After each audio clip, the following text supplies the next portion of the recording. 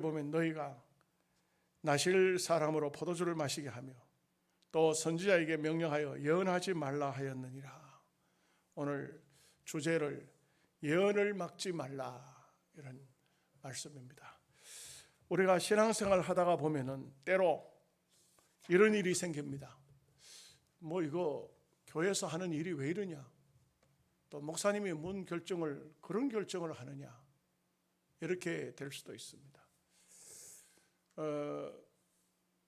목회자가 선지자는 아니죠. 명확히 말하면 지금은 구약처럼 성전이 있는 것도 아니고 제사장이 있는 것도 아니고, 그렇죠? 그러나 엄격히 따지면 목회자는 선지자에게 속한다면 어쩌면은 만인 제사장이기도 하지만 장로님들은 제사장 속에 속한다, 이렇게 말할 수 있습니다. 굳이 따진다면 그렇게 되겠죠. 오늘날 또 옛날과는 다르기는 하지만 분명한 것은 하나님의 말씀을 막는다든지 하나님의 일을 가로막는 일들은 대단히 조심해야 됩니다. 가끔 보면은 자기 마음에 안 맞는다고 이렇게 하나님의 일을 가로막는 사람들이 있습니다. 우리 선배 목사님 중에 한 분이 그런 얘기를 하더라고요. 자기 교회가, 그 교회가 굉장히 큰 교회예요. 유치원에 대형 버스를 사야 되는데 다들 인정합니다. 버스가 있어야 되겠다고. 유치원을 운영하려고 하면 큰 버스가 있어야 된다고. 유치원을 시작을 했으니까. 근데 한 분이 유독 실히 막는 겁니다. 못 사게 하는 겁니다. 왜 못 사게 하느냐? 위험하다는 거예요. 세상에는 위험하지 않은 일은 아무것도 없습니다. 옛날 속담에 접시물에도 빠져 죽는다, 이런 말이 있잖아요. 위험하지 않은 일은 아무것도 없습니다. 다 위험하죠. 그렇게 따지면은 좀 무식한 소리로 구더기 무서워 장 못 담그는 겁니다. 그러니까 목사님이 참 마음이 답답했어요. 기도를 많이 하시고 장로님을 찾아가서 간절히 부탁을 했습니다. 그랬더니 결국은 그 장로님이 목사님의 부탁에, 설득에 허락을 해서 다시 당회를 하고 유치원 버스를 사는데, 그 장로님이 헌금을 만원 하셨더라 그래요. 유치원 버스 헌금을 만원. 근데 그 장로님이 돈이 없느냐 하면은 그러기도 아니에요. 그 교회에서 몇 번째 가는 재산을 가지고 있는 분인데 그렇게 하셨더라는 것이죠. 하나님이 기뻐하시지는 않는 것 같습니다. 그렇게 하면 안 돼요. 우리가 가끔 교회 안에서 다툼이 생길 때도 있어요. 목사님과 특별히 장로님들 사이에 다툼이 생길 때가 있어요. 제가 수비교회에 목사님이 은퇴하시고 당회장을 하면서 여러분 많은 목사님들을 이렇게 선을 보고 이렇게 했어요.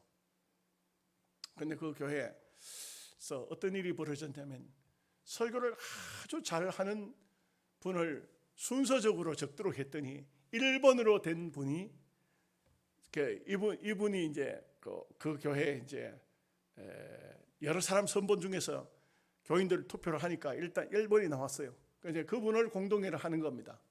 공동회를 했는데 뚝 떨어졌어요. 말이 안 되죠. 뚝 떨어졌어요. 떨어진 이유가 뭐냐? 참, 그 목사님은 고향이 호남이에요. 전라도 분이에요. 그러니까 경상도 장로님이 교인들한테 전체 다니면서 그 사람 투표하지 말라고, 그 사람 전라도 사람이라고, 그 사람 투표하지 말라고, 전라도 사람이라고, 이렇게 해가지고 결국은 그 장로님이 열심을 내가지고, 장로님 두 분 중에 한 분이 열심을 내가지고 투표를 못하게 해서 가로막아서 떨어졌어요. 제가 가서 당회를 하면서 그랬어요. 당신네들은 목회자 볼 자격이 없다. 당신네들은 그런 정신 가지고는 안 된다. 제가 호되게 꾸중을 했습니다. 아니, 예수 믿는 사람이 호남 사람이 어디 있고 영남 사람이 어디 있어요? 주의 종이면 주의 종이지.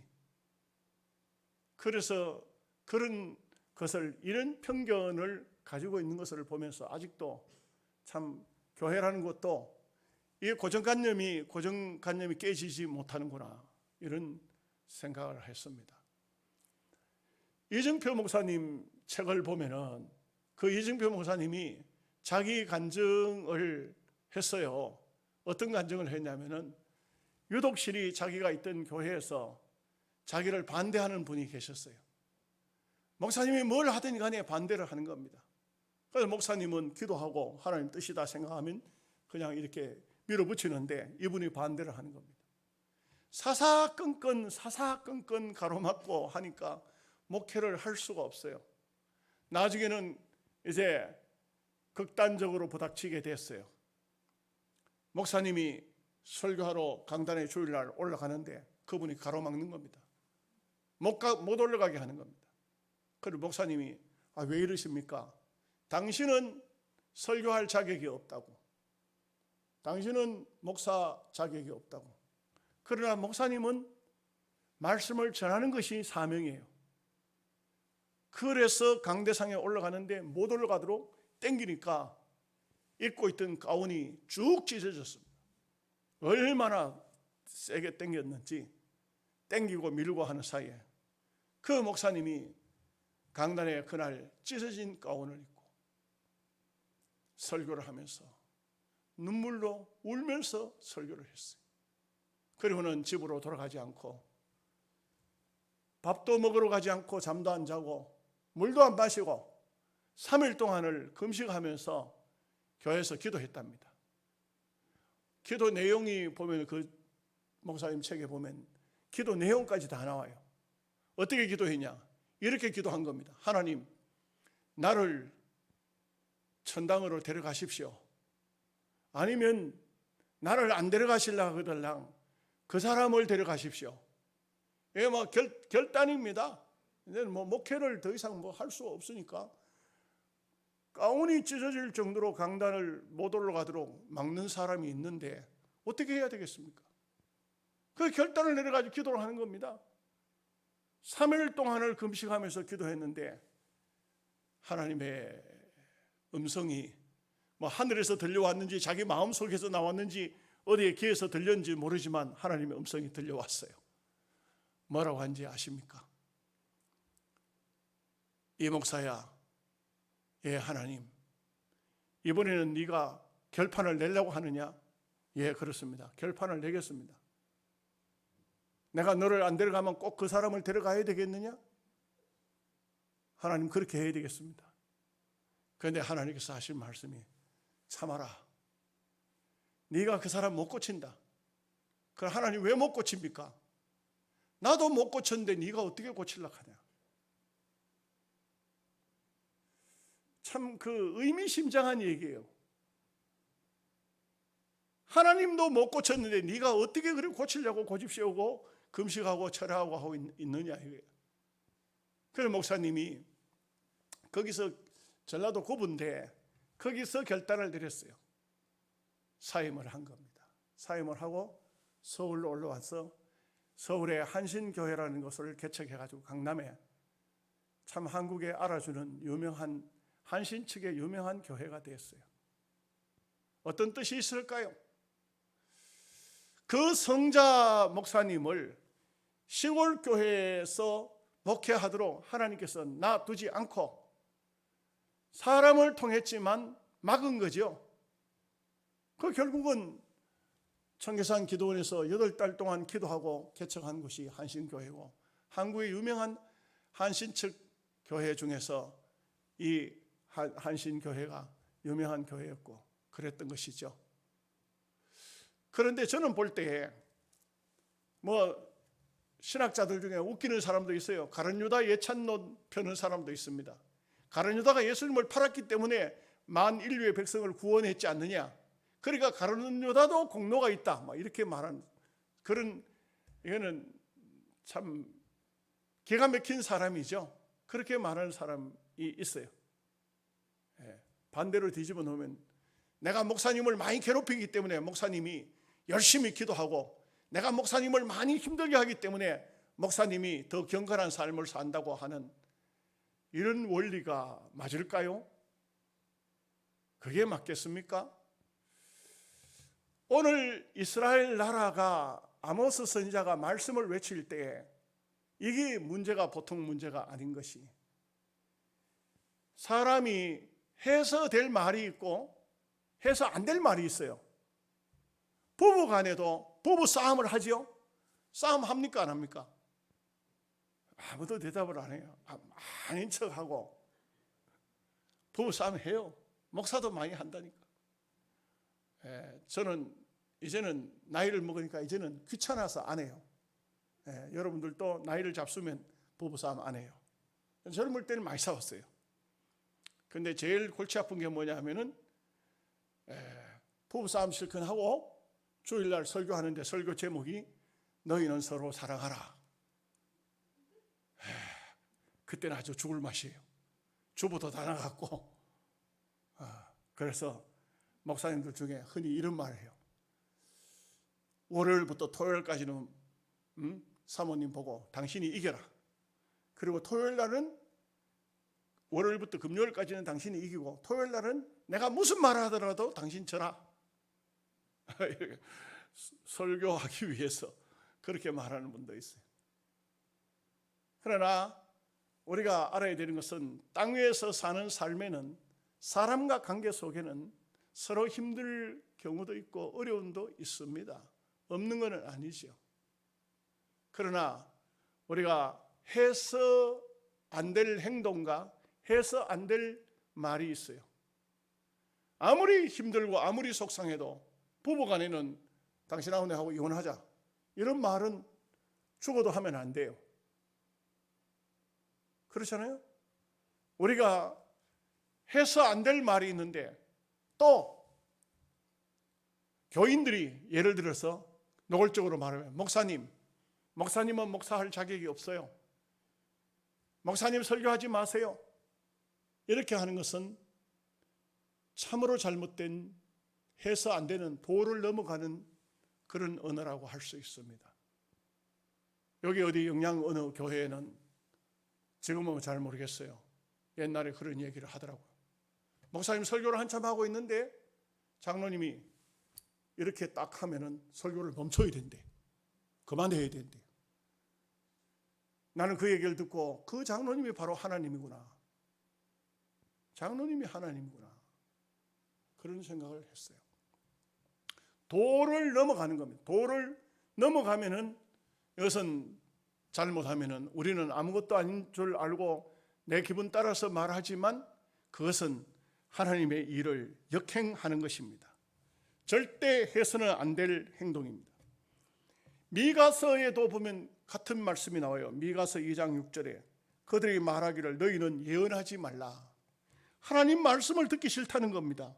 하나님의 뜻을 전하지 말라는 겁니다. 우리는 우리대로 살 테니까 하나님의 말씀을 전하지 말라, 이렇게 말합니다. 참 이게 세상이 무서운 세상이죠.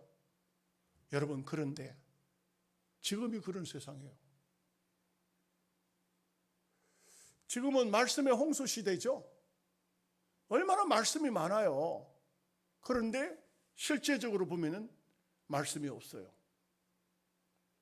이게 오늘 우리가 사는 시대에 참 어려운 얘기입니다.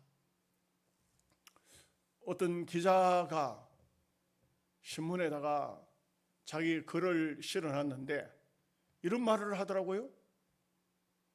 한국의 유명한 목사예요. 유명한 목사인데 이런 말을 해요. 쇼를 그치라. 강단에서 쇼하지 말시오. 하나님 말씀을 전하시오. 왜 쇼를 하느냐? 말씀 전하라. 볼 때 주의 종들 중에서도 하나님 말씀을 전하지 않는 사람이 있어요.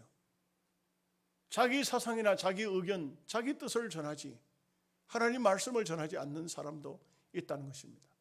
참으로 오늘 우리 시대가 옛날 아모스가 선지자로 외칠 때, 미가서 선지자가 말씀을 외칠 때, 또 호세아서에도 보면 그런 말씀이 나와요. 호세아서 12장 10절에 보면 나옵니다.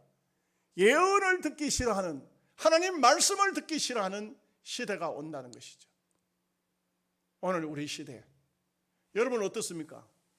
교회 오면 말씀이 즐겁게 들리십니까? 그러면 아직도 여러분 영혼은 살아있는 거예요.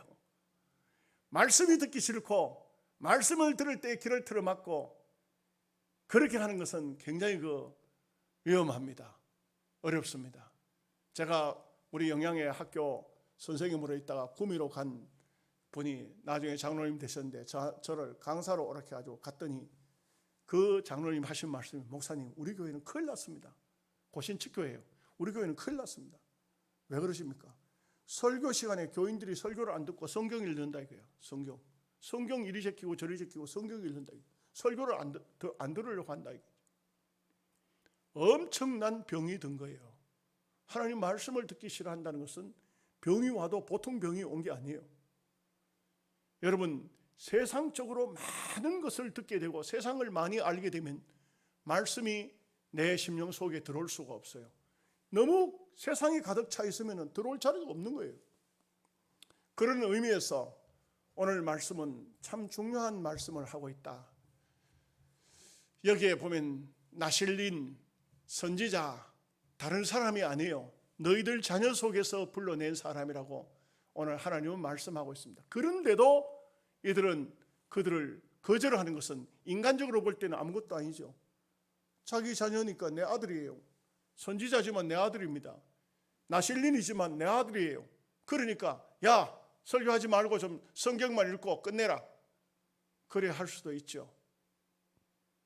편하다 보면 그렇게 하죠.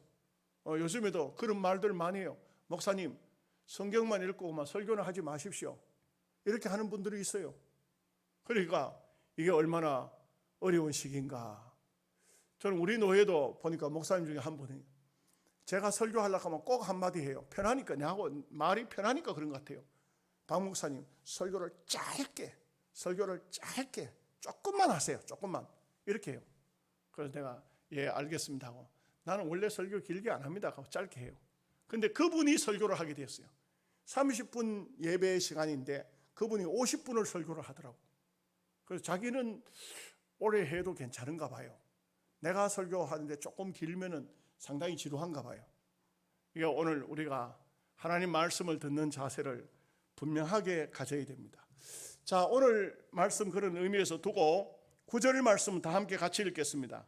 내가 아모리 사람을 그들 앞에서 멸하였나니 그 키는 백향목 높이 같고 강하기는 상수리 나무 같으나 내가 그 위에 열매와 그 아래에 뿌리를 진멸하였느니라. 이것은 과거의 은혜를 다시 한번 상기시키는 겁니다. 이 아모리 사람이 누구냐? 장손들입니다. 거대 장인들입니다. 이 사람들이 창세기로 따지면 네피림입니다. 이 아모리 사람, 아낙 자손들, 이 사람들입니다. 블레셋의 골리앗이 있죠? 이 사람이 바로 이 아낙 자손, 아모리 사람에 속한 사람입니다. 이런 거대 장손들, 이런 사람을 하나님께서 멸하고 열매를 없애고 뿌리를 말라버리고 그리고 너희를 그 장소에 심었지 않느냐 이 말이에요. 이건 뭘 말하고 있습니까? 우리가 잘해가지고 구원을 받고 우리가 잘해가지고 은혜를 입고 이런 것이 아니고 하나님의 전적인 은혜인데 너희가 왜 그것을 깨닫지 못하느냐. 하나님의 은혜를 깨닫지 못하는 것은 심각하다 이거죠. 같은 말입니다만 10절 말씀 같이 읽어봅니다. 내가 너희를 애굽 땅에서 이끌어내어 40년 동안 광야에서 인도하고 아모리 사람의 땅을 너희가 차지하게 하였고, 이 광야 40년도 하나님께서 이스라엘 백성을 미워가지고 뺑뺑이 돌린 게 아니에요. 그 광야 40년 이스라엘 백성들이 거기서 머물게 된 것은 민수기서를 보면 우리가 잘 알지 않습니까? 12정탐꾼을 가나안 땅 40일 동안 정탐하고 오라 했더니 이 아모리 사람들 때문에 그만 울고 불고 밤새도록 하나님을 원망하고 하나님 앞에 막 반역했죠. 그리고는 그냥 막 모세와 아론을 돌들어 치려고 하고 그러니까 하나님께서 들어가지 못한다고, 우리는 절대 들어가면 안 된다고 하던 그 가나안 땅을 못 들어가게 하고 원망하고 불평하던 그 사람들 광야 40년 속에 다 죽었습니다. 다 죽고 그들의 2세들, 그들만 들어갔는데 유독히 들어간 사람이 있어요. 여호수아 갈렙입니다. 이 두 사람은 그들은 우리의 밥이다. 그들의 신은 그들에게 떠났다. 우리는 하나님이 함께한다. 능히 들어가자. 이길 수 있다. 들어가자고 이길 수 있다고 하던 사람에게는, 여호수아 갈렙에게는 그들은 가나안 땅을 들어가게 했습니다. 그러나 그 외의 사람은, 못 들어간다고 하던 사람은 다 죽었습니다. 이것은 뭘 말해주고 있습니까? 우리가 믿음의 삶이라는 것도 똑같습니다. 된다고 하는 사람은 됩니다. 안 된다고 하는 사람은 안 됩니다. 노버트 슐러 목사님이 그런 말을 했어요. 된다고 하는 사람은 된다고 하기 때문에 되는 가능성을 찾는 것이고, 안 된다고 하는 사람은 안 되는 조건만 찾기 때문에 안 된다는 것입니다. 우리가 믿음의 삶에 있어서는 언제든지 긍정적인 마음 자세, 그런 마인드를 가져야 됩니다. 11절 말씀을 같이 보겠습니다. 또 너희 아들 중에서 선지자를, 너희 청년 중에서 나실린을 일으켰나니 이스라엘 자손들아, 과연 그렇지 아니하냐? 이는 여호와의 말씀이니라. 여러분 보십시오. 선지자도 아들 중에서 나왔지 하늘에서 떨어진 사람이 아니에요. 그러니까 하나님 말씀을 전할 때 선지자가 전한다고 생각하는 것과 내 아들이 전한다고 하는 것은 다르죠. 다릅니다. 저희 고향에 저희 형님이 정규 교육을 못 받았습니다. 여러 가지 사정이 있습니다. 어린 시절 그런 게 있어요. 근데 우리 형님이 잘 몰라요. 그런데 이제 장로님, 시골교회인데 장로님이 되셨죠. 제가 가서 부흥회를 하는데 하나님 말씀을 전하면서 이 하나님 말씀이 번역상 원문이 이러한 원문인데 이렇게 번역이 되어야 되는데 번역이 이렇게 됐다는 것은, 우리가 이것은 개혁 성경을 보면 개혁 성경에서 개혁 개정판으로 넘어올 때 많이 바꿨어요. 많이 바꿨는데, 그런데 또 미흡한 부분이 또 있어요, 사실은. 그런데 학자들마다 생각하는 것이 다른 것이, 지금 우리가 쓰고 있는 개혁 개정판은 주로 아가페 쪽에서 바꿨어요. 그러다 보니까 그 사람들은 신신학자들이 많아요. 학자들 중에 신신학자가 많습니다. 그러다 보니까 보수적으로 이게 개혁이 안 된 성경도 많아요. 근데 개혁판은 좀 더 더했던 것이 중국어 성경에서 개혁판이 가져왔기 때문에 문자가 잘못된 게 참 많아요. 그런데 여러분들을 이런 얘기를 하는 것은 고향 부흥회를 가가지고 제가 성경을 이야기를 하다가, 그러다가는 원문에 이렇게 돼 있고 이렇게 번역을 해야 되는데 이렇게 번역해서 그렇다 하는 얘기를 했는데, 집에 가니까 형님이 저한테 하는 말이, 동생 목사 보게, 예, 말씀하세요. 자네는 왜 성경이 틀렸다고 하는가?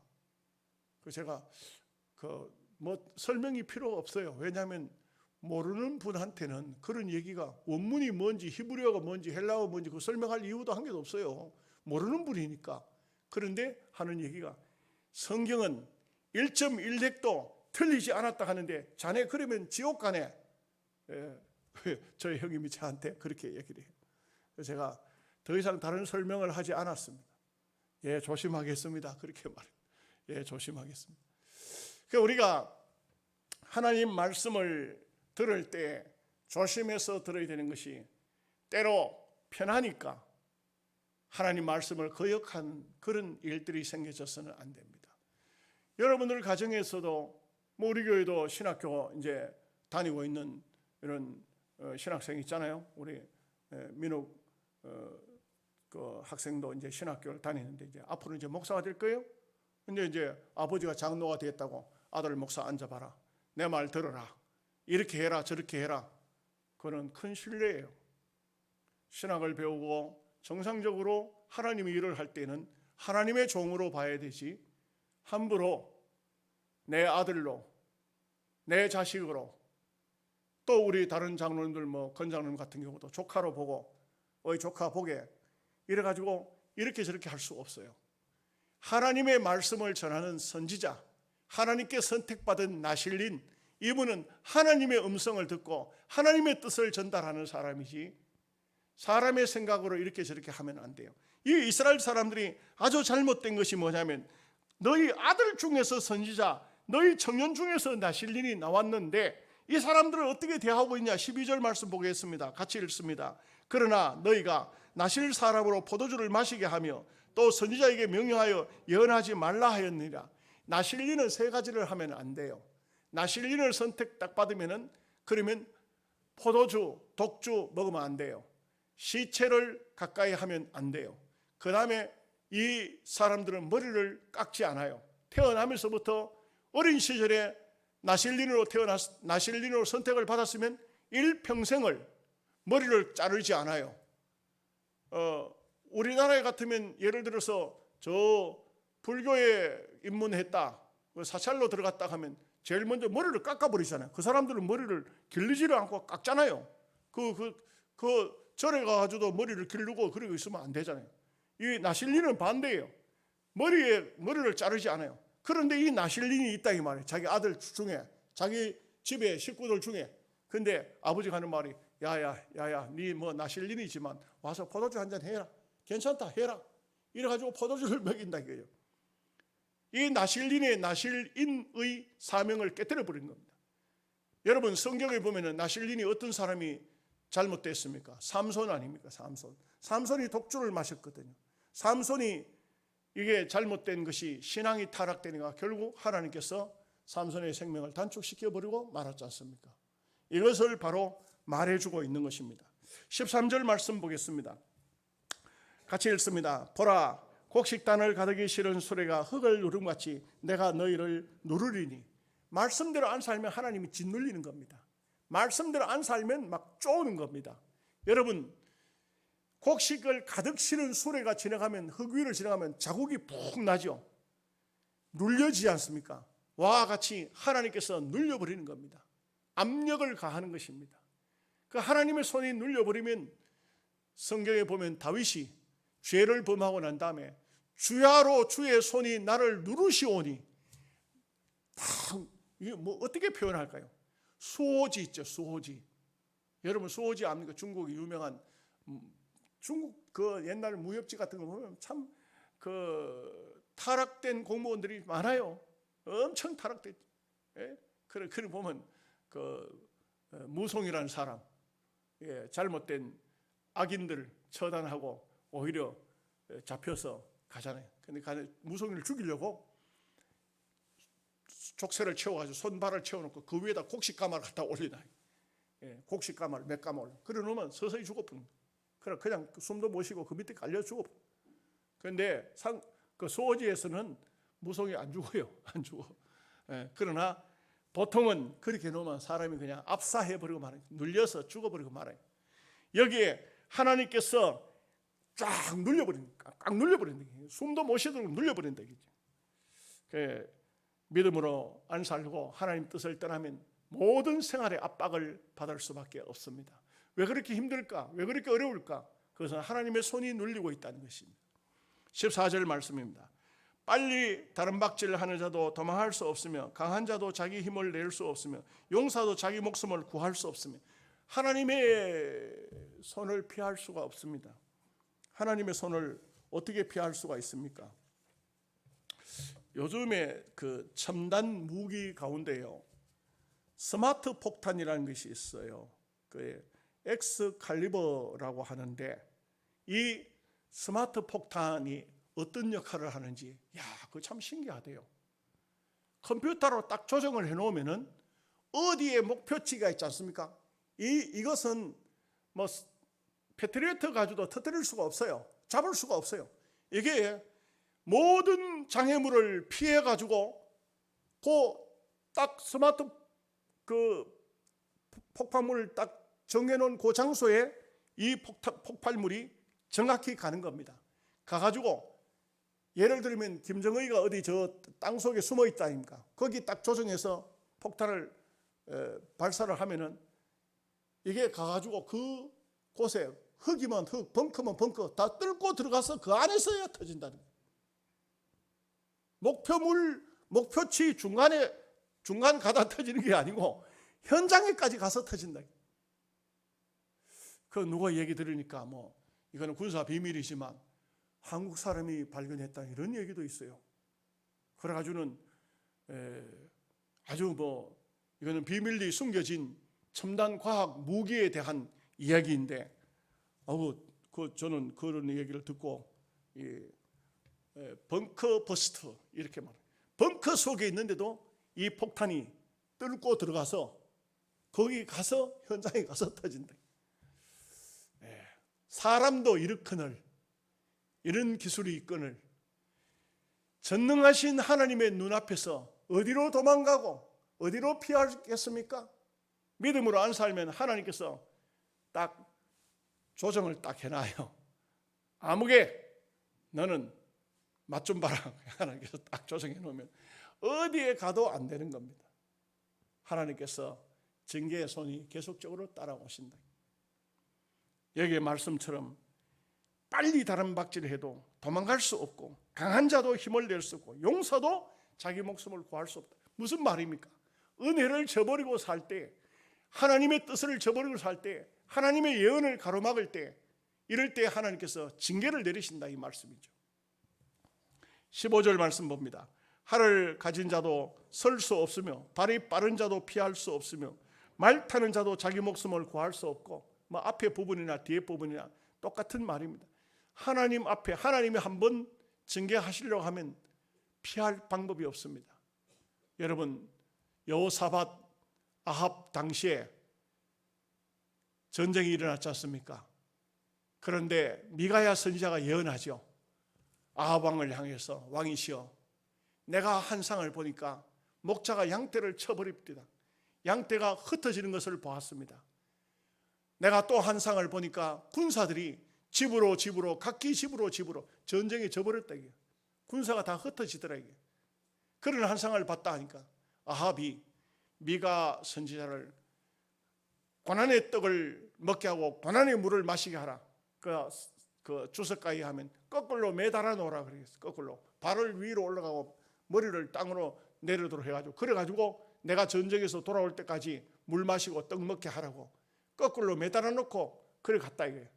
아합이 깨를 낸 거예요. 어떻게?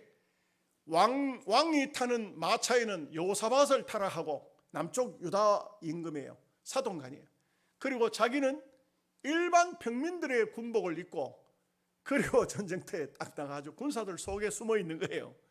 그런데 성경을 보면은, 지금 개정판에는 어떻게 되어 있습니까? 개혁판에 보면은 우연히 한 사람이 활을 쏘았는데 그 활이 아합을 조종해서 쏜 게 아니고요.